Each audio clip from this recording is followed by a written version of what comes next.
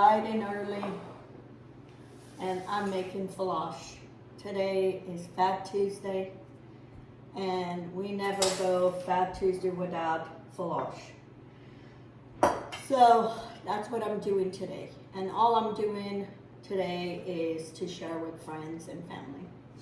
So I have my 2 tablespoons of yeast, 1 tablespoon of sugar, 1 tablespoon of flour, and then I have half a cup of warm water. I'm going to stir my yeast. I already made, this is my second batch. I already have one in the oven on proof, getting ready to go. I have 10 eggs in here, and then I have 5 cups of milk, and then 1 cube or 1/4 cup of butter, and then 10 eggs. I already warm up my milk. You need your milk super hot because you're gonna put these eggs, and it will cool down. Okay. I have here 10 pounds of flour, 1 cup of sugar, and 2 tablespoons of salt. I will leave the recipe in the description so you can follow and do it. This gives probably about, depending how big you make them, in my size, it makes 7 dozen. So this is a big quantity. I have other recipes with the small quantity. You can go and look. Okay, you want to mix all your flour to incorporate the sugar and the salt. So you just mix it with your hand to incorporate all those flavors, all those ingredients in there. My yeast is very bubbly, and that's what you look for on your yeast. So I'm going to pour it in here. And then I'm going to pour my milk, my eggs, and my butter. And then we're going to need water. And this will depend according to the flour. Okay. I have here 6 cups. I'm going to start with that. I'm going to start maybe with 5 cups. And all you got to do is, what I do, I start one side of the bowl. I mix all this flour in here, and then little by little I keep adding more flour.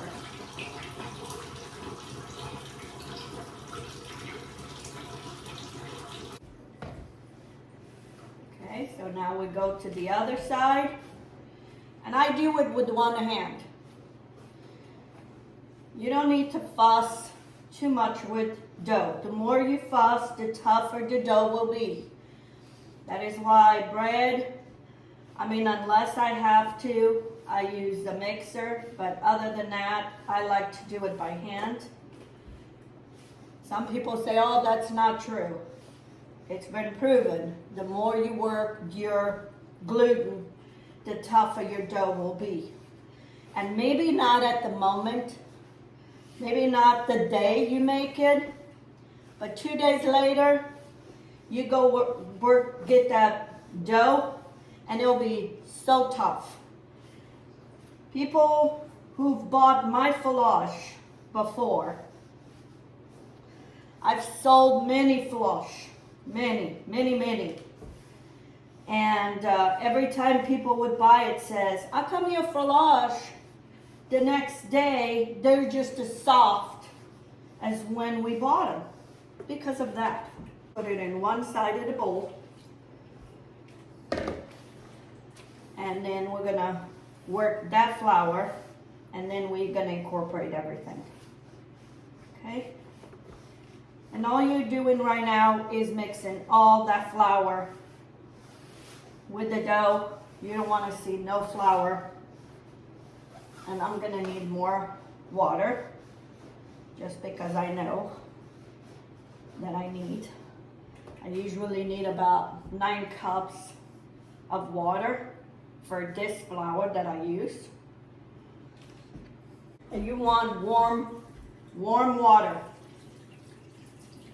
towards more the warmth than the cold. You don't want scalding because it'll kill the yeast. And now, all I'm gonna do is, this is the only time I put both my hands. We're gonna try incorporate all that flour. Make sure it's no flour inside. Everything is combined. And then at this time, if you watch my videos, you always hear me say this. At this time, you want this dough a little bit softer.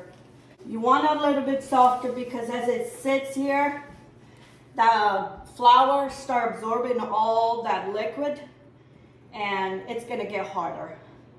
And then it's harder to shape.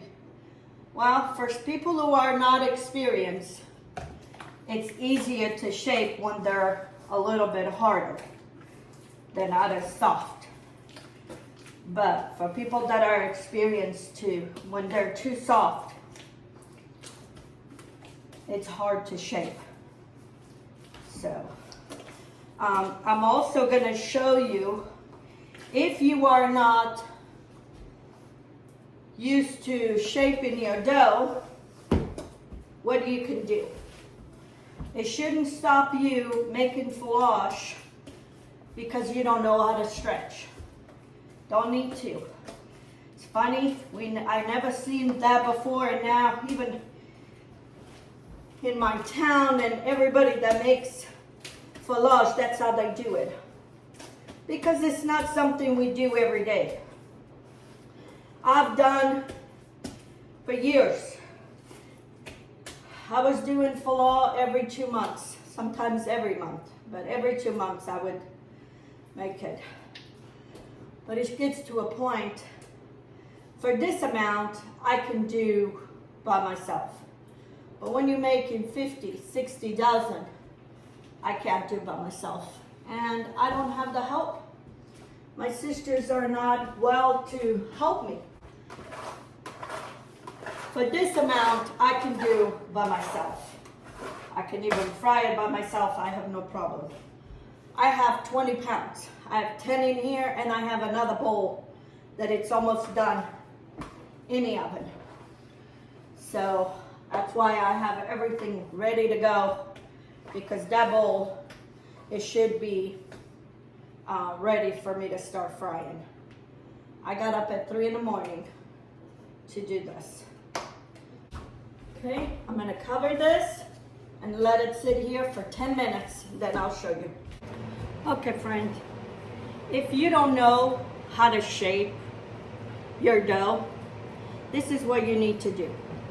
You get your hands wet in oil, and then you cut your dough however size you want to do your flash. And then you just pile it up on a table, on a counter, like this. And then when your oil is done, you just grab it. And what it's going to do is these flash, well, this dough, this is still dough, it's going to rise, and it's going to be easier to shape it. Don't make them too big because that makes it harder to shape. I'm making mine usually the same size that I usually do, but you do them however size, make them smaller so it'll be easier. So you do all this, then when the oil is ready, you just come and grab it, and you just pull it. And what I do, I put my fingers under here, and I just move my hands, and I turn it around. Move my hands, turn it around. Move my hands, turn it around. And there you have a flash. That's how you're gonna do it. You don't need to stretch it. Don't pull it. If you're gonna pull it like this, it's not gonna work. You let the dough do its things. Almost like doing a dance with the dough on your finger. And if you're already stretching the gluten, it makes it harder. Put it back Let the gluten relax again. Let it fold, then you're gonna leave it alone, and then you try it again. I've been wanting to show this method because I'm seeing a lot more this method than the way I'm doing it, because it's the way my mom did it. That's the old, everybody knew how to stretch it. But I've done so many of them that I don't need that. As soon as my oil is hot, we're gonna start frying, and I'll show you. Okay friends, it's been 10 minutes. And if you come now and you're gonna try to do flips, it's gonna stretch. You're gonna pull up and drop it. Up and drop it. And that's all you gotta do. You do a few of this all the way around, and my foulage, or my Malassadas, however you call this. This for me is Malassadas because I'm from San Miguel. San Miguel we call Malassadas. The other island is called foulage. So now I'm going to cover, put it in the oven on approved setting, and in no time this will come. And let's say this comes and you're not ready. Just do the same thing. Do more flips, they'll go down. The more flips you do, the fluffier they get. Okay friends, you want your oil at 350. You want your oil hot. You don't want it cold, but then again, you don't want it too hot where it's gonna burn the malassadas or the foulage. You want them nice and golden, a nice relaxing back. So in my thing here only puts 3, so we're gonna be here a long time. I'm used to having, because usually when I made this, I made it in my garage. I fried it in my garage, and we used to fry about 6 or 7 at a time. So, and this is easy. Get your hands wet. Grab your dough from the table, and look, just move it around your fingers, and there you have it. Let the dough do its thing. And it will make a fluffy, it won't be tough, because you didn't overwork this dough. So, that's how you want them. Golden all the way. I don't like one side darker and the other one lighter. I like them golden all the way around. And I know that's hard, especially when you have somebody else helping you. But we tried. All right, I'll show you when they're all done.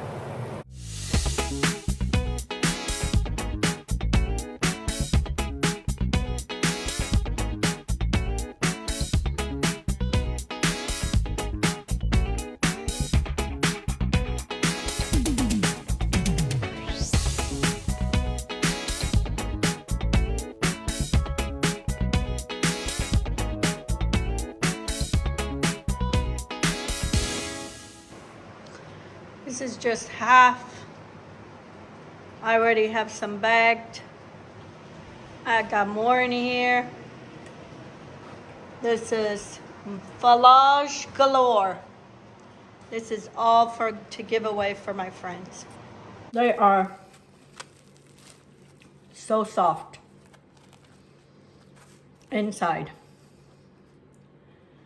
See? When you eat them, they melt in your mouth. This is the first year in 20 years that I don't make foulage for this day. I always made foulage and sold during this weekend, past weekend, or to this day. So I made 20 pounds, started at 3 o'clock in the morning. It's 8 o'clock in the morning. It's all done, all by myself. This is a tradition I remember when we were very young. We would be sitting on this rug on a dirt floor, with no electricity, and my mom and dad would be making this at night after my dad get back from work, because she needed somebody to flip. That's how vivid my memory is, very young. Anyway, I hope you all have a happy Fat Tuesday. I'm gonna try to put this video, as soon as I'm done here, I'm gonna edit. I gotta deliver some of this.